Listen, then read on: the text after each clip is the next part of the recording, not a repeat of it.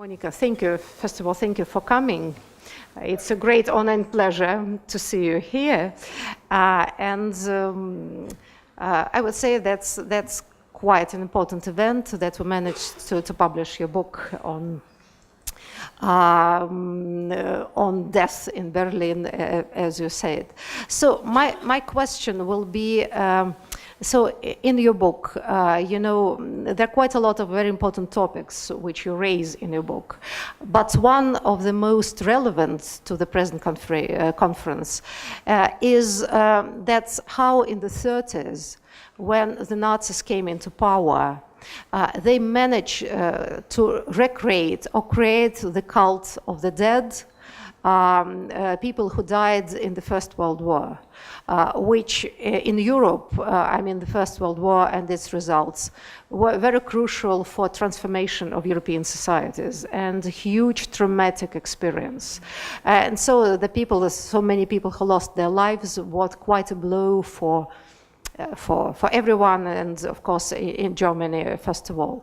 Could you explain a little bit, because it's one of the chapters, it's just devoted to this topic, how Hitler and his clique managed to create this mobilization through, I would say, mass hysteria or euphoria, but dealing with this new cult of the dead and how to commemorate the people who has fallen during the First World War. If I speak too unclearly or too quickly, please tell me, because if I become nervous, I may talk too fast. Yeah. So I'll try not to be nervous. I'll be a watchdog, That's good.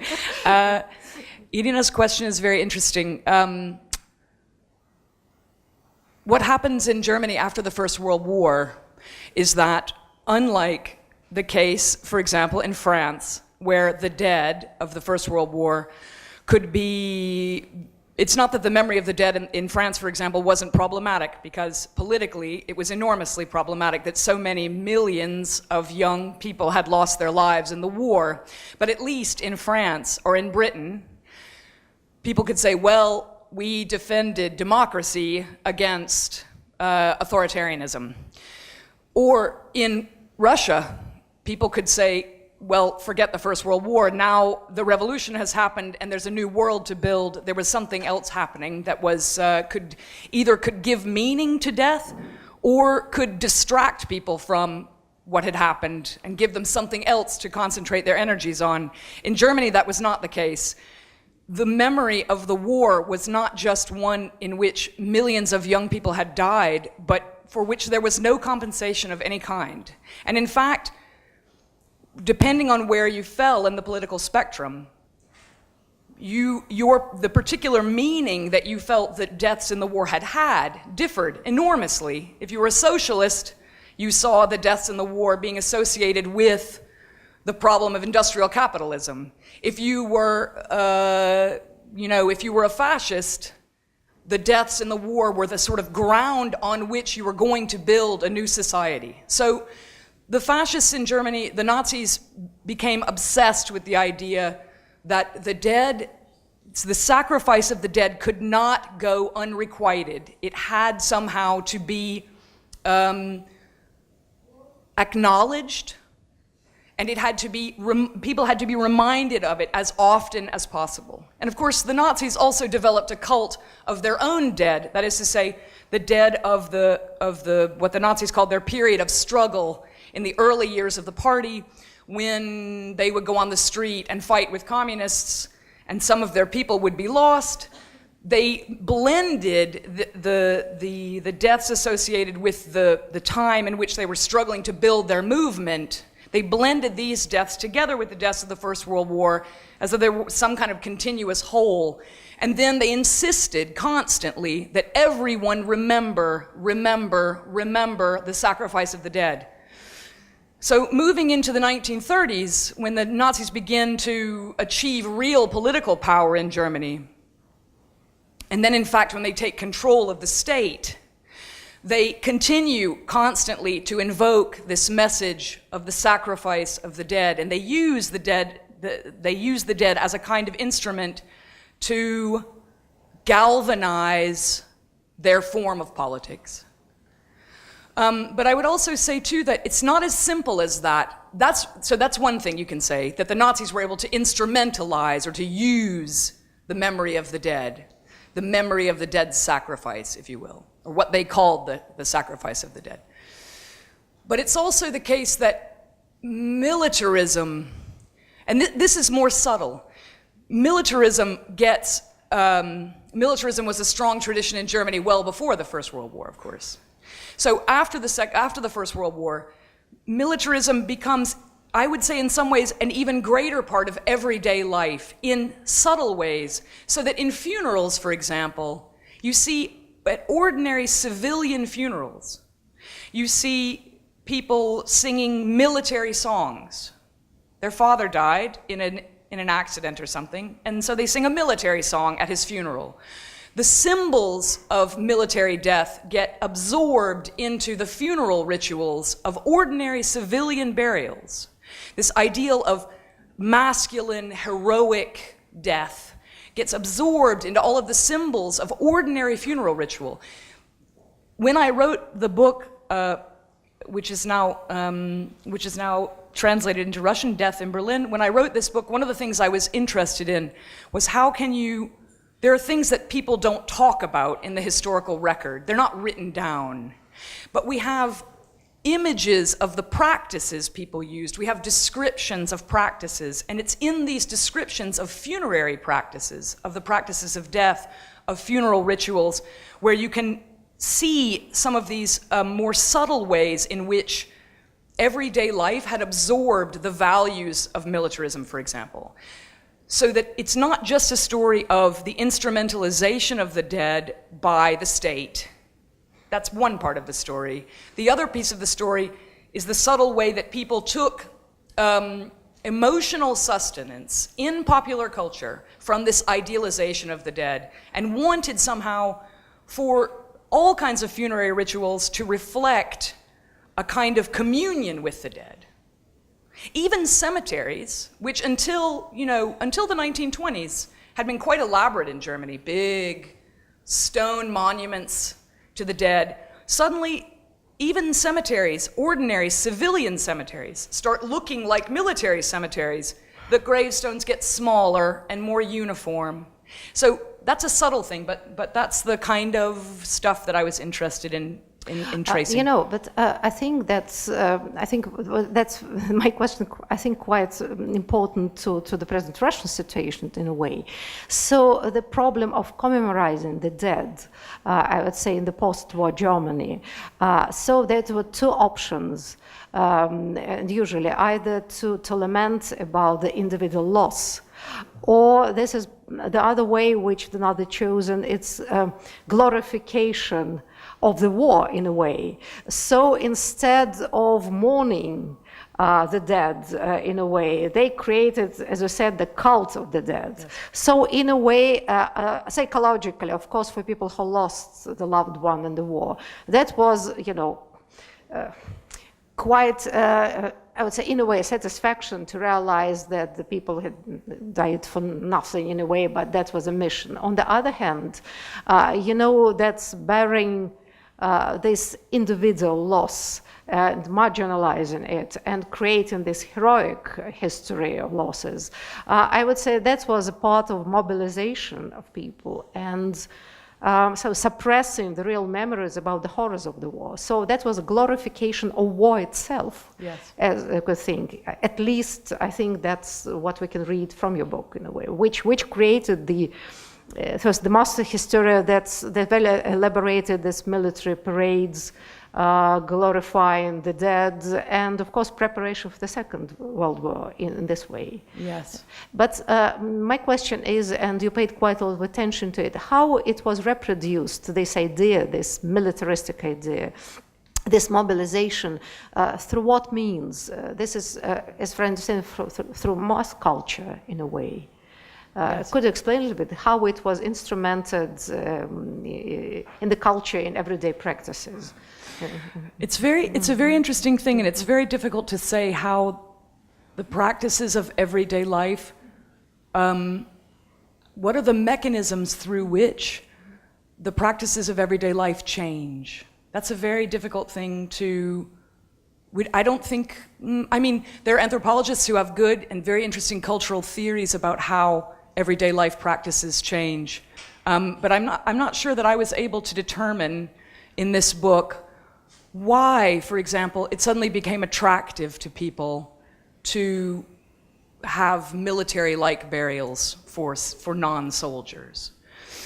I would assume that there was some emotional compensation. Could it be said that it was glorification of death in a way? That's, you know, that's what I can't judge in a way, but what the Nazi produced, it's a kind, if you say, cult of the dead, but glorifying the death in general. Yes. So death stops becoming, you know, a tragedy. It doesn't belong to individual loss, but somehow, strangely enough, belongs to the country in general, even the death of a non-military person. Could we explain it? Yes, to the nation. That's a very good point. So one of the things that happens in Germany is that people are... I think that you can see traces of this in other cultures too, in France, but it's not the same.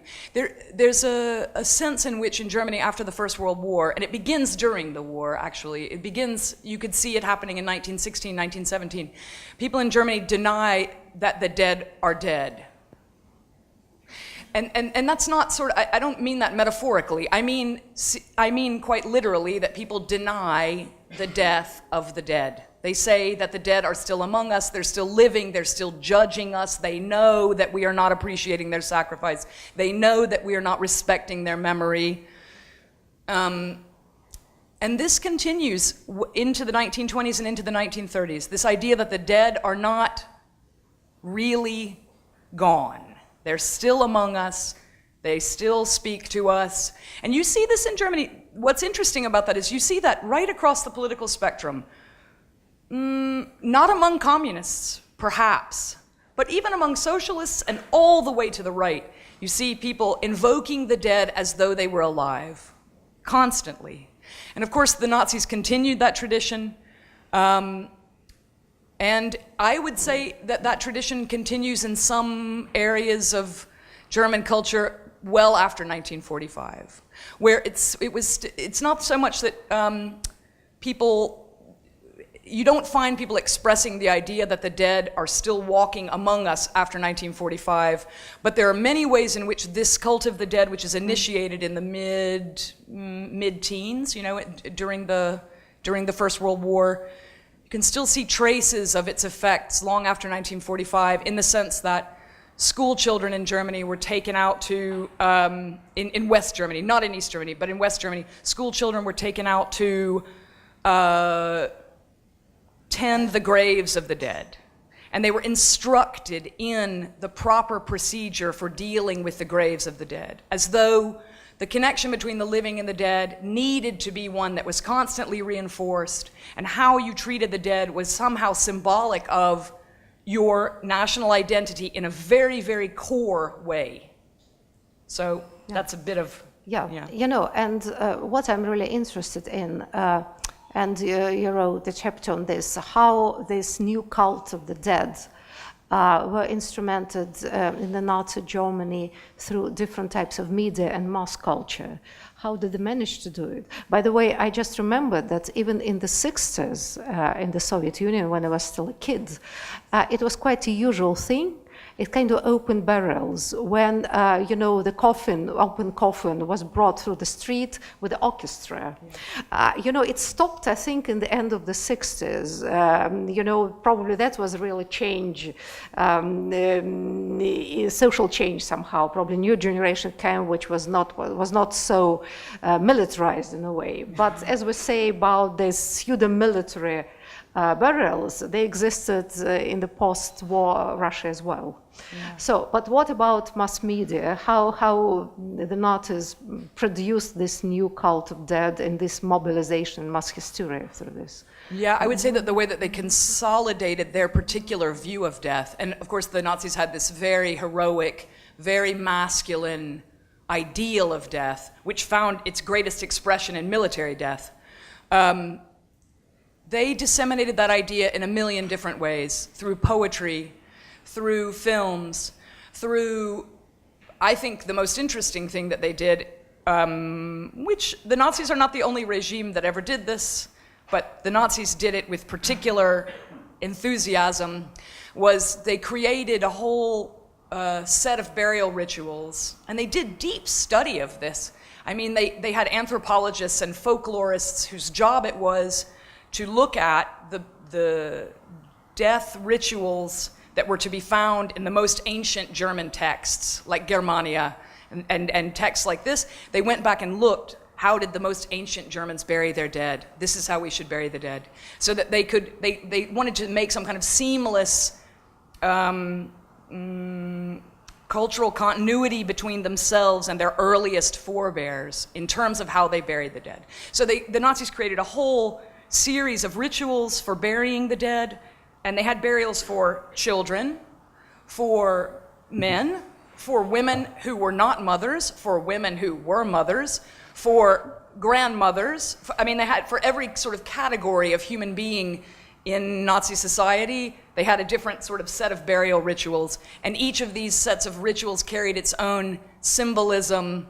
Whether at the burial of a child, you wouldn't necessarily use fire, but at the burial of a young man, you might use pits of flame. Oak leaves would be used as symbolism in all German burial rites. So this is one of the ways they had, through their own magazines and various forms of mass literature, they disseminated these ideas about how, if you're German, you should bury the dead, how you should think about the dead, should look like, this sort of thing. Yes, and I think what I really liked in your book, in a way, that you've shown that after the World War II, the result of this mass hysteria, which produced the Second World War, how through the transformation of these burial rituals, all these heroic statues of dead just started collapsing. And I think that's quite a lot of moving things, how in the bombed in Berlin, so people looked for coffins because they didn't want to bury their loved ones simply in the ground. Yes. And so all this pseudo-heroic militarist vision of the death just started disappearing. Could you say a few words how this humanization of society were produced in these changing rituals of burial and commemoration? Yes. I mean, so what happens after the Second World War is that,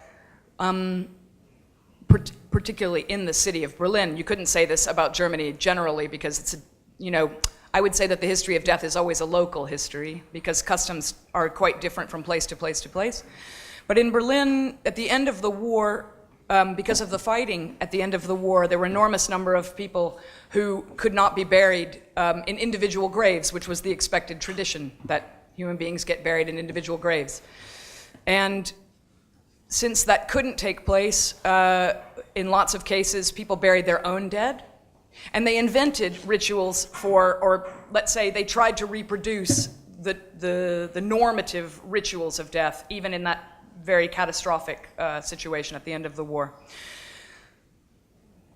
After that experience in what becomes West Berlin and what becomes East Berlin, there are a whole set of new pressures and a whole set of new forces at work. So in the West, there's less of an official position. The state doesn't have an official position about the meaning of death. At least it doesn't articulate one, let's say.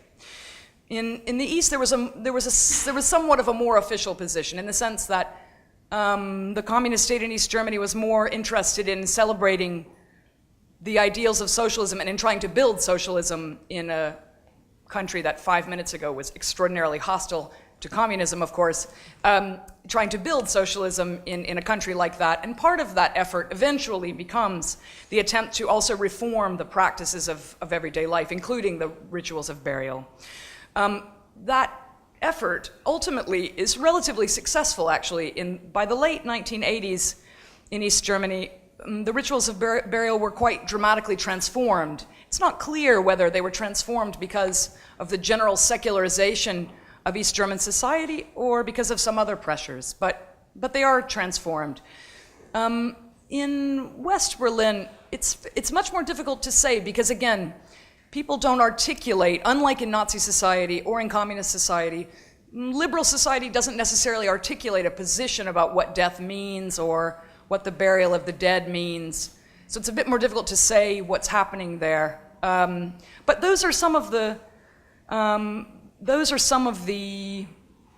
transformations that we see after the war. And of course, one of the most important things for destroying the cult of the dead that had existed in Nazi Germany is the fact that the Allies, the Soviets, the Americans, the British, the French, don't allow this cult of the dead to continue. I mean, at a certain level, they mow down Nazi statuary and they chip swastikas off of buildings, and all of the sort of accoutrements that had gone along with creating that image, a particular Nazi image of death, is wiped out by the Allies. So that's a big part of the story as well, of course. Yeah. Thank you. But I think we just we just logically continue to your present paper because, as I understand, that your present paper is dealing with a new wave of mass hysteria, but as a kind of impact and aftermath of the Second World War. And so just crushing this military cult of the dead. As I understand, the German society started, the process of healing.